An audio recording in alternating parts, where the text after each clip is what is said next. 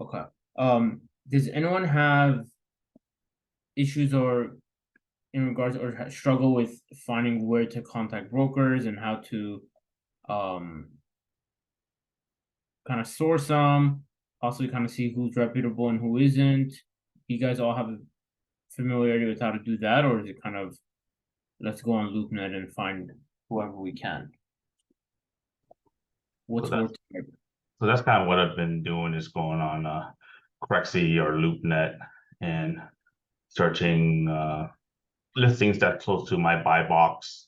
Even though if it's a little bit off, I try to see if they're local and usually make sure kind of like look at if they're younger and someone that's less senior. So maybe, because I know probably more senior brokers have their list already. So I know I heard that advice probably here also that to target more newer, younger brokers that could kind of grow together and kind of, yeah, just give them a call and hopefully they'll pick up and kind of explain who you are, that you're a local investor here and this is what you're looking for, or talk about the property that you saw on Crexy or LoopNet, and then ask them if there's any other similar properties that's off market that I'm interested in. Have a team behind me that could help us look at it and or even the current property that I'm looking at, just kind of make it seem like that I want to underwrite it, even though if I know it's not in a good area or something. If you have all the financials like T12 and rent row and OM to send over, and then that's kind of how I start, and then kind of touch base maybe a few days or so. got it. So I'm trying to pull up Craigslist, but it's not loading right now. But essentially, what the brokers, yeah, I previously said like if you're trying to find a listing agent that has a lot of like traction or does a lot of deals or has done high volume and you're struggling getting a hold of them, try finding someone from their office or someone from um that might be on their team because most sometimes you find commercial realtors that have like a team. Um, so that's one route to go. The other route would be as well to make sure that um you're also kind of qualifying the broker. Like you don't want to. I'm not saying that a waste of time, but you don't want to become too reliant on a broker who is kind of trying to figure it out as well. You definitely want to be on the same page with that aspect of things because you don't want to have to like it's like that fine line between someone newer and someone who's like gonna send you their best stuff. It's can someone find you off market? Unfortunately, just the way the market is, the way this has been, it's if it's on market, especially if it has a high days on market, what are we seeing differently that the other 100 investors who are scrolling around Crexy and LoopNet haven't yet? That's why every time I get a Crexy lead or like a LoopNet lead, I'll look at it. I'm just not gonna be focused in on it because it's so hard to say I'm gonna find something different than the other people who have the last 3 months it's been on market. Like I'm not, I am not, I can't change the numbers. Like they are what they are. It's first question is always gonna be why hasn't it sold yet? Like what is everyone else seeing that I'm probably gonna end up finding anyway? And I can't manipulate the numbers to do something special if it's just too high price and so it's not cooperating. Um, I think there's a good balance between dismissing a lead too quickly, but also not spending too much time on it where you're like, okay, this isn't really going anywhere. I think that's big too.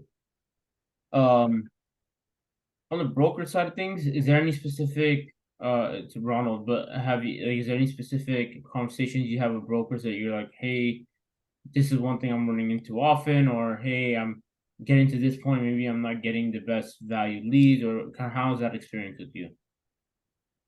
Uh, yeah, like that situation that I was on. So I guess I'll tell you what the first broker I ever reached out.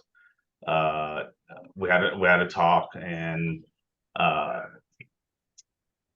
I started emailing him, and he actually reached back out to me asking, how am I doing and stuff. So I called him back and we had a conversation and he asked what's my criteria. So he said please email me the criteria because last time we spoke on the phone, I didn't get all that down. So I sent him my buy box through email. And then he's I was already in his portal and his broker's portal to look at other deals.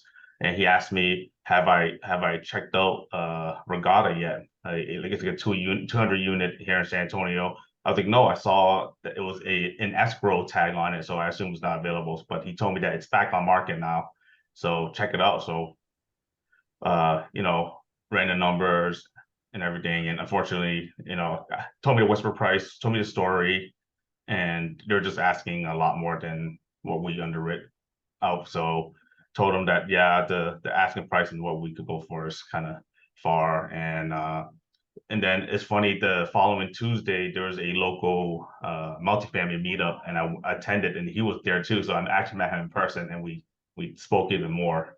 So that was a awesome time to kind of build our relationship together and found out that he just moved from Orange County to San Antonio and is trying to get to know the market, get to know investors, what I'm looking for, and just get a deal done together. And told him more details of why that property didn't work out, and talked a lot about insurance being one of the issues here in Texas, being high, and like kind of killing some deals here in Texas. But so that's kind of what we talked. So it's pretty cool that I met him in that meetup and he attended too.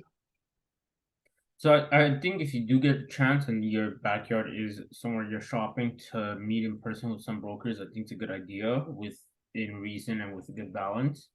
Another thing with regard to that, it's the list or whatever they're sending. Do you know if it's stuff that's already on the market or is it stuff they're kind of getting a sneak peek at? So that one was probably on market already, but I think what people were seeing was it was still in escrow, but it didn't, something fell through and it was back on market. But I think people avoided it like me in the beginning because it said it was in escrow. So then I got that, from him that to, hey, check it out because it's back on market. Got it. But nothing really true off market yet. I don't think. I don't have anything. Got it. I mean, I think it's a good idea to sometimes the prices they're asking are too high anyways. But you need to leave them steep a little bit when that price is out there, knowing that nobody's touching it. And so just time will make it better. That just provides you more flexibility in pricing when you pull it up in negotiation. The broker is going to know what the level of interest is, but if nobody's willing to put an offer in, that just opens up more opportunity for you to price it accordingly. But if you show up the first day with a 30% discount, nobody's going to want to touch it.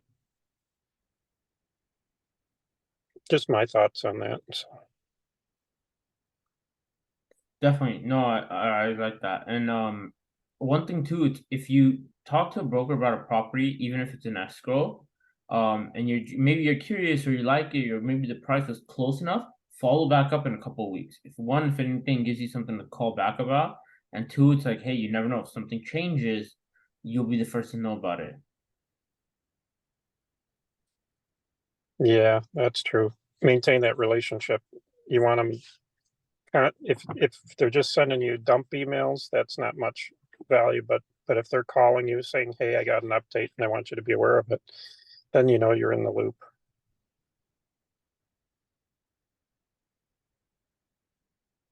So how many properties do you own?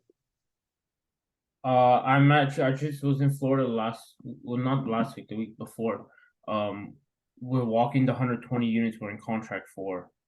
So we've been running around there and doing all the due diligence stuff once until that goes hard. But that's the biggest one I'm doing out of state and one of the first ones. I'm from LA, living in California. And we have some stuff here, but nothing to that size. I have a couple 2-3 units here side by side, a commercial property, a single family. So been in real estate for a while. Been through pretty crazy escrows. It's kind of I'm kind of tired of LA.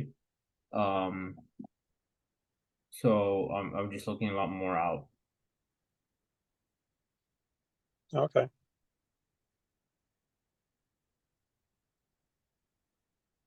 What's if anyone who hasn't set a market they're looking in is there and wants to share, I think that's a good place to start too. It's kind of seeing what everyone else is looking for and who's looking at what markets.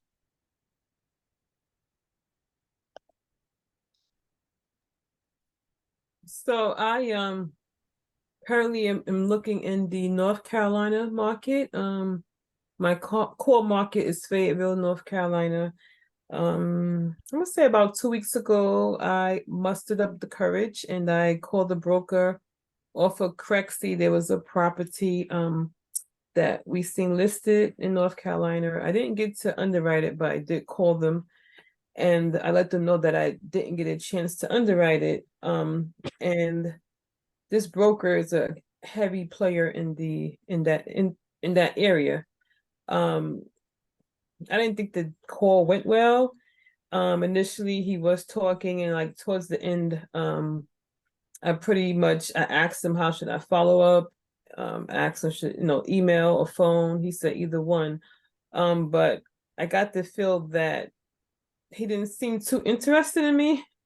So and that's not my strong point, calling brokers. So I guess I have to get over that. I guess that fear of reaching out, but I did at least call and I spoke to him. So, well, how many brokers are you calling outside of, or like trying to call or reach out to? Can you repeat that question? How many brokers are you like trying to call or follow up with? Because I do think there's a numbers game component to it, and I think every call kind of leads to a better conversation than the next one. Well, that was the first one that I did, and I didn't call anyone else. Afterwards, just to start the conversation, I guess there should be a property that I guess you can talk about. So, I guess that's what stops me a lot of times too, that I don't have a specific property to talk to them about, or I haven't underwritten it. So, I don't get to call as many brokers as I should or would like to. But that was just one that I had called about 2 weeks ago. Got it. Okay. The big thing with the brokers, and I think this is kind of the cool part about it, depending on how and when you do this, is don't be afraid to call. Like, like maybe it didn't go 100% the way you want to the first time. Like calling them in a couple weeks, calling them later on, and like asking them different questions and stuff, you'll be able to kind of pick up with either, hey, there's some new information, some new things I'm looking at, and whatnot, and then from there, okay, let's see how the conversation goes, or shoot, like if there's a broker that you want to kind of get what their leads are, or kind of see how they're if they have off markets, or see if they can send you stuff that aren't necessarily available to all, like let us know. Like I'm pretty sure Peter would love to help. I'm available. Let us know if you want us to get on a call with the broker and we can talk to them, like, hey, we're looking in this area. Let us know how we can work together.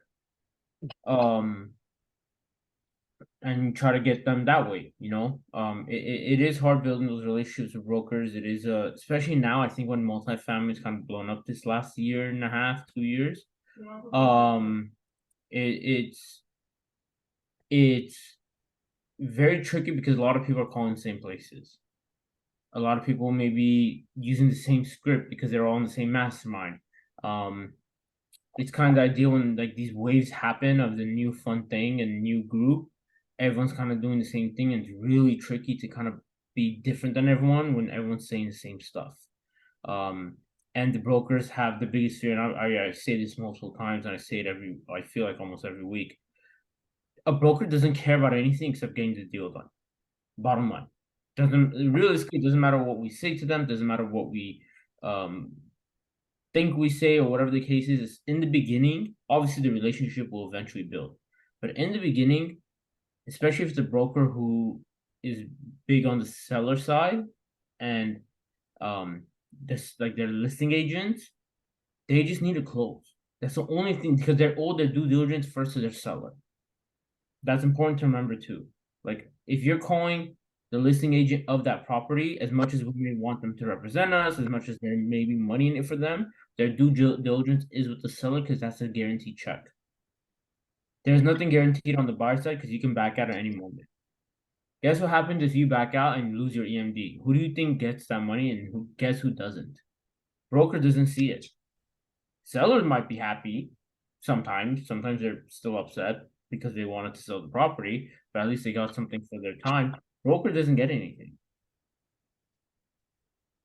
That's why one of the big things we always like try to push, and it's the big thing is it's really easy to say, hey, can you send me this, when, okay, can you close? How can you close? What pieces do you have in place? What have you done? Who are you working with?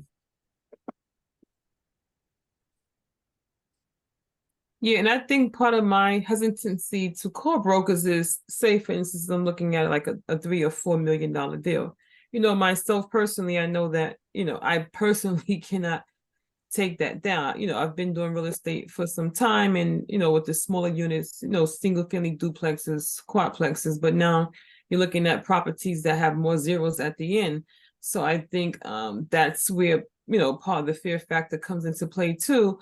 They say call brokers, establish these relationships, but now, if I come across a property that really makes sense and the numbers, pencil out, like realistically, I guess I ask myself, am I able to take down this deal?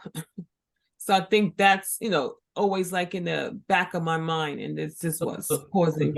I'm happy you said that. So here's my question. Who else are you working with?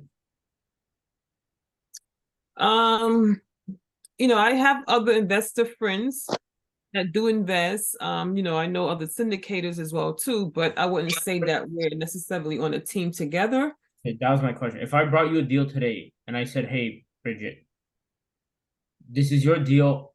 It pencils out phenomenally. Everything is great. We need the deal's already structured for you. Can you close in 3 months? Then I'll have a lot of work to do. Start talking So, to. so that's why I like this conversation, because one of the hardest things to relate to a broker, or the hardest thing to hide, is confidence in being able to close when it is such a monster. And I recently learned, but also I'm a firm believer of I don't know what I don't know. If you think of it like this, we have call Sunday. The 3 guys are on a team. They're on the same team. We have a call every other Wednesday. There are 3 people on the same team. Will and Aldo are a team. I have my own team. We just don't host the calls. I don't host the calls with them, but I have my team. I have people that I go to and I work with on every deal that I get brought to me. Like, I will not put an offer unless I read it or look it over or underwrite it with someone else on my team, or bounce the idea off of. Is that it? Yeah. Well, Wednesday, like Jerry and Shelly, they work on the debt side, right? So my point is, every single one of our calls is led by a team of people who acquire together. If anyone that thinks they can do this alone, that's good luck. It's hard. It's hard to do with a team. Like, can we be fair for a sec? Like, the due diligence period itself is a monster. Like, I'm in it right now, and I'm just like, what? Like, what's going on here? Like, we're 4 people. We split up over all day. We spent all day a couple Fridays ago walking 120 units. If you asked me to do that by myself, I was not going to make it. It's just not happening. And 2, there's just so much to do. You still have your due diligence and your loan assumptions, and then you have your running through the leases, making sure you're accurate, your numbers are accurate, your PPMs, you're raising capital, which is another monster. So I think it's really important for everyone to really pinpoint what you're good at. Understand the whole game, but you don't have to be exceptional every part of it. And then really like hone in and say, hey, this is what I'm looking for. Actually, let me see if I have it pulled up here.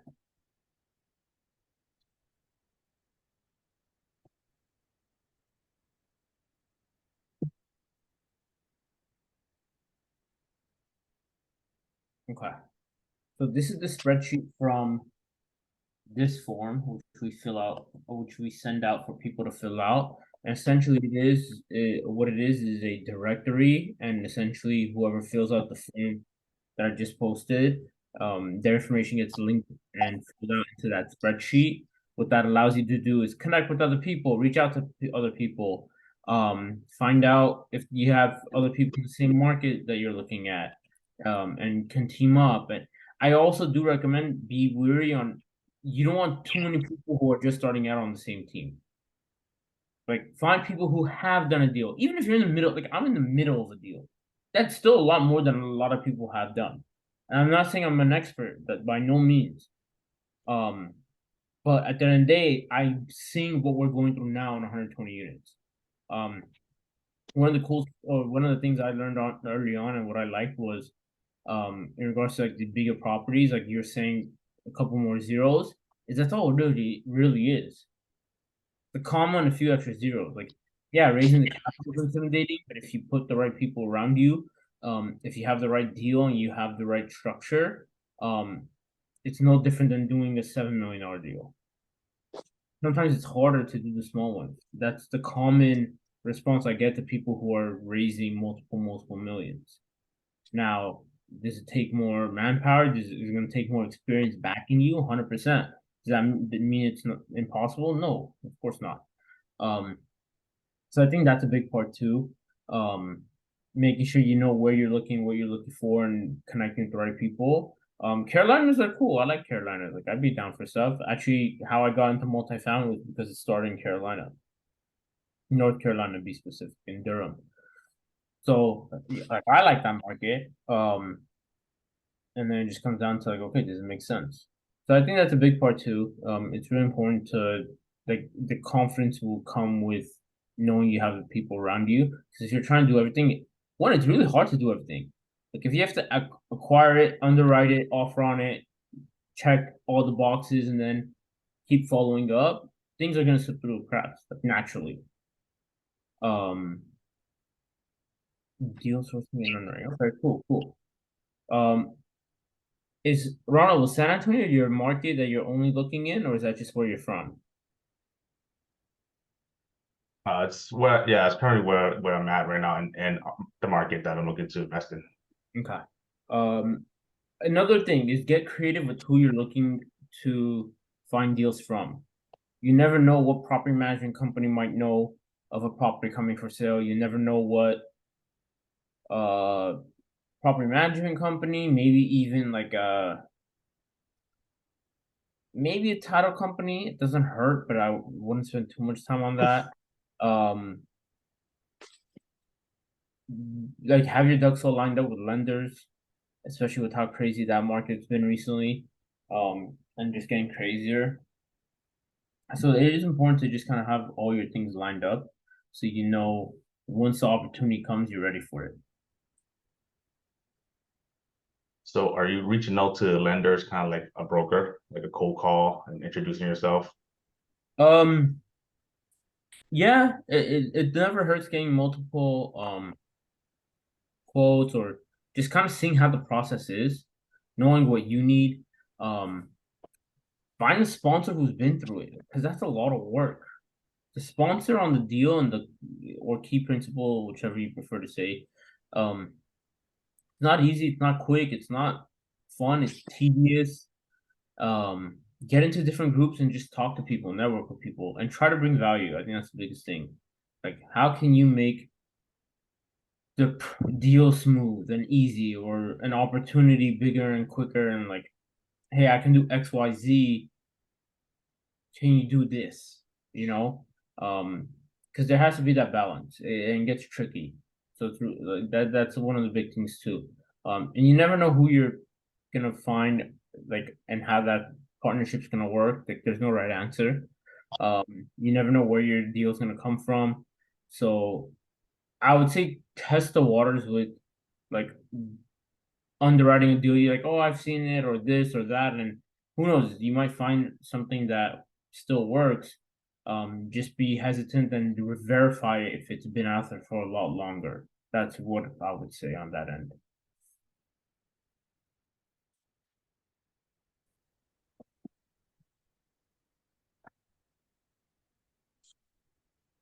Any questions on broker outreach itself?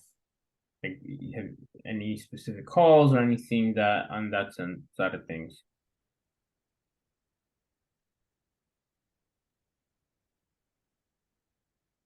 Hey Ed, so I Hey, haven't actually done any broker calls yet. I was just trying to get on here and, you know, learn as much as I can.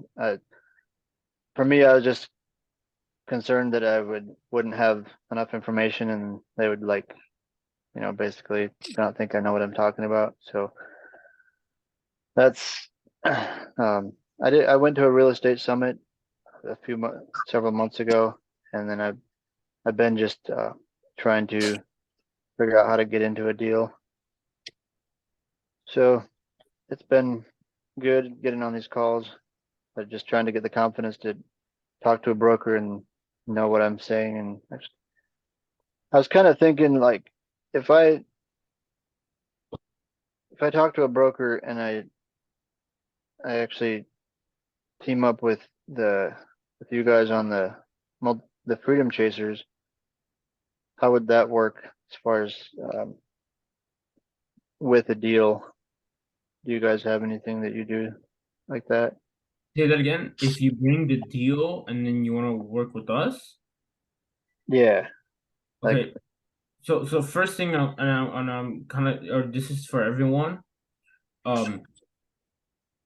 There's too many components into it, and also I don't know what else you're gonna be doing for me to say I can give you XYZ before we even know what we're offering on the property. Like if you send me a deal and you say, all right, cool, now what am I like? What is it gonna look like? What's the structure look like? I don't know. I don't know what we're offering yet. I don't know who else I need to bring in. I don't know if the seller's going to carry it, if there's an assumable loan. I don't know what the broker structure is going to look like. I don't know what other fees or other things that involve that have to be like. There's so many factors into that specific deal. For me to say I'm giving any person anything up front, I'd be either undercutting you or overshooting it, and I don't think that's fair either way. You know, like we can say, hey, for bringing a deal, you get this percentage, like guaranteed, but it's going to be very, very small. So, like, yeah, that's fine. It's just okay. What else is being brought to the table? Do we have to underwrite it? Do we have to make the offer? Or are you bringing something you've already offered on? Have you done due diligence and walked the property? Do you know how much rehab? Do we have quotes for that? Do you know what? Like, is it off market? Is it on market? Do we know what the seller's timeline is? Do we think this is like how much of it is negotiated? there's so much involved. That's my point, though. For me to Yeah. say I'm giving you this, like, okay, 0.5% or 1% for sourcing the deal. Okay, cool. But you're gonna be like, that seems so little. But it's like, okay, what else are we doing here? Like, I don't know what everyone here can do, right? It sounds like I have done asset management for 5 years. Oh, okay, cool. That's a different conversation now. Or hey, I can raise $3 million. Okay, that's a different conversation now. I can sponsor the loan. Okay, great. Different conversation now. You know, it's not. I hope, and that's one thing why I keep saying this too. When it comes to getting a seat at the table, make sure you can do multiple things or one thing really, really well. If you're Yeah. good at finding the deal, as valuable as that is, there's so much work that comes after the fact that thinking you're gonna get the best seat in the house is hard. And I'm not saying that to discourage anyone. I'm saying that so the expectation, because look, the person signing on the loan, they're risking a lot. The person raising the capital with their investors, that they're risking two things. One, their name, if the deal goes south. Two, you're risking opportunity costs. If I have $3 million worth of investors, and they will invest in any deal I pitch them because they trust me. You better make sure whatever I'm telling, like whatever deal you're presenting to me as a capital investor, knocks it out of the park for me to put my faith into the whoever's operating the deal. The asset manager has a lot of responsibility because he has to make sure this property performs. Finding the deal is great, very valuable. Don't get me wrong, but you're risking nothing, just time. But there's LPs risking money, operators risking their reputation and credibility, key principal risking their name. To be fair, so there's a lot of risk involved, and it's kind of like it's the commission only person at the office and who brings in the business, who's risking the most, is usually going to make the most money. That's just the bottom line. It's like that in any business. Now, finding a great deal is a great way to get in the door, great way to build your name, great way to put something on your schedule of real estate, great way to learn how the process works, great way to go through that experience. Because here's one thing no one's ever going to ask you: how much of this building do you own? I'm a GP on this. How much of it do you own? Who the hell cares? Yeah. I own it. I'm an owner. You have a question or issue, I don't want to talk to you anyway. No one has to know I own this percentage, I own that percentage. But having gone through the process one time, learning it, knowing it, like seeing what those look like and seeing how that negotiation goes, seeing how due diligence looks like, what to look for when you're walking the property, flying out there and meeting your team and doing it, that's pretty fun too, to be fair. That all is something that is kind of irreplaceable. And you hear this in most real estate things, but I think it's very true about multifamily, where that one deal can launch you into a different tier. Like they always say there's different levels to a lot of things. This is one of the, I guess, industries where there's a lot of different levels. And there's levels that we can't even see or know about or touch, but doing a deal puts you way above a lot of people. So that's one thing I would say. Whether it's finding it, funding it, managing it, vetting it, and discrediting it where you need to, I think it's really important to make sure you kind of fit into that area and make sure you're able to close the deal, do the transaction, because that's only going to lead to more. And you can increase your equity in different ways, whether it's by acquisition fees, asset management fees, and just raising capital. Capital is a big one. You'd be surprised who may be interested in investing before you've even asked them.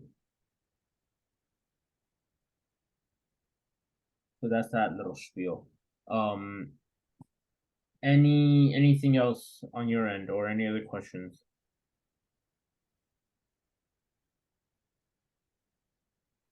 I guess I have a question regarding following up brokers. What's a good cadence to follow up with them?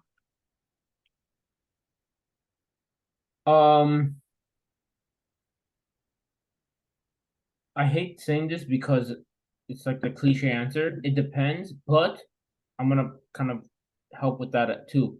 It depends because I would set that timeline at the end of the call. Hey, I'm gonna look at whatever information you gave me on this property. I'll call you tomorrow. Okay, maybe not tomorrow. I'll call you in 2 days. If it's about a specific property that they're sending you more information on that you're actually interested in, you want to get that feedback to them as soon as possible. But if it's like, oh, sorry, that property you were calling about is in escrow, or they're not looking to sell, or they won't sell for less than this price, or you disqualify whatever property you're calling about, then you don't have something that you have to report back to them. It's okay, do you get XYZ listings, or when is the best day or when do you planning to get more listings? Do you think you have anything coming up that you'd be able to give me information on? And let them tell you kind of what their timeline's looking like. And it gives you a little bit of insight of what their business is like. It's like going to a dentist and they're never busy. Like, what do you mean you're always available? That's kind of concerning. Let's be fair. Like, I kind of want to go to the barber who it's a pain to get appointment with, because that means they're busy. That means they're good. If my barber's always available, that's concerning. Right? So it's the same idea with a broker. It's, hey, yeah, I'm always available for a call, and I don't know when my next potential deal may land. You want to kind of say, hey, pencil me in for this time on this day. I just want to see what your if anything changes between now and then in regards to things on the market. If you see something interesting before then, let me know. But after the first call, you kind of want to do it soon too. I think as you call more often, that timeline may, like, maybe it's not every 2 days, maybe it's every week. Maybe it's not every week, it eventually turns to every 2 weeks. But in the beginning, you want to keep it fresh. Because let's be fair, if I get 10 new people who call me, I'm not gonna remember majority of them. I'll remember I'll more likely remember you or the person who follows up next and like fastest.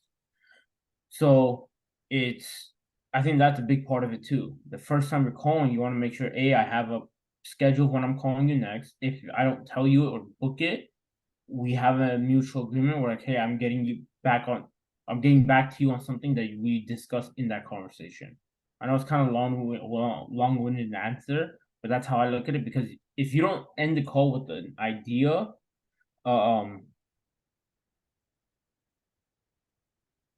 I feel like you're kind of like shooting yourself in the foot at that point. If you leave the call like, hey, bye, I'll call you sometime, they're not gonna pick up because they weren't expecting it. Like if you say, hey, I'll call you 1 o'clock Friday. Okay, cool. If they don't pick up, at least you know, like, you did your part. Hey, I'm just calling, or send them a text. Hey, this is Ronald. We're supposed to talk on Friday, 1 o'clock. Let me know if another time works better for you. I'm available until 1:30. You know, you also don't want to make yourself too available. There's that too. But I like that question. I think that's one thing that's very easy to forget, because we're so excited and worried about what's going on in the conversation that we don't schedule the next one. And I think that's about being organized too. Like, hey, I'm available this time, this day. I can book brokers from this time to this time. Give yourself enough space so that you make sure you can actually call them all and you don't double book. And that's the biggest thing, because I do think the money's in the follow up. That's one of the first things I learned or I was told in real estate. For those of you that don't know, I'm also licensed, so I've played that side of the. I'm still playing that side actually. I have my own brokerage here in LA, so ironically, every time you guys are on this call and talking to me, you're technically talking to a broker, but you get my point. Like, it's as straightforward as that is. Like, being a broker just means you took another test. It's not that big of a deal. So just have conversation, like have fun with it. Find out what they like. Like, I'm a sports junkie, so if anyone wants to talk sports, send me a message and we can probably talk for days, because I don't shut up about that. But you get my point, you know. And then, like I said, if they're local, if it's someone you can meet up with, I like that idea. Just be more cautious, like you're not just wasting time or money or just going out to go out because you think it's productive, like have intent behind it. But also those do help with building relationships. And at the end of the day, everyone needs to eat. Yeah, you don't want to spend 3 hours on lunch and get nothing out of it, but you also don't want to, like, sometimes the extra effort will get that deal to you sooner than anyone else.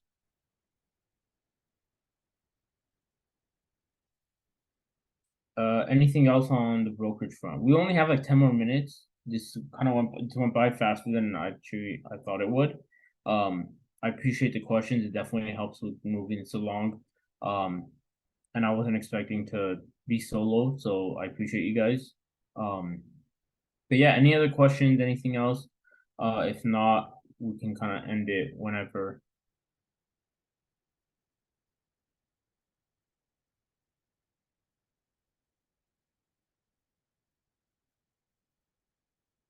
All right, so who's gonna call brokers? Or, like, I think it's really important to try to also do some kind of accountability.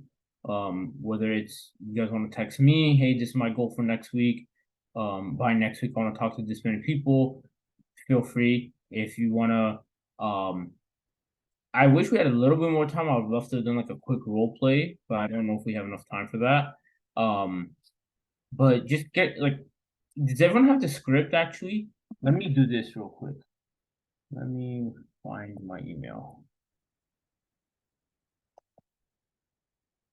Actually, I'm just gonna put my email and then we'll go from there. What email am I doing? This one. I have too many emails. It's so bad.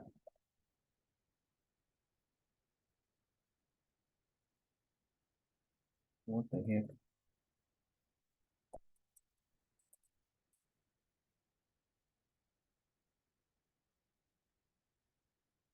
Oh, nice.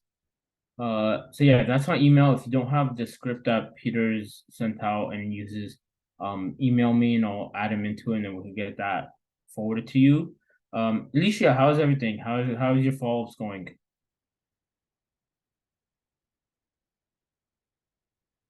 I don't know if you can talk. Oh, okay, you're just gonna type. All right, no worries. Cool. So another thing with follow-ups, like we'll kind of end on this note. With the follow-ups, make sure you have multiple reasons why you're calling. Like if it's about one deal, find something else to ask about.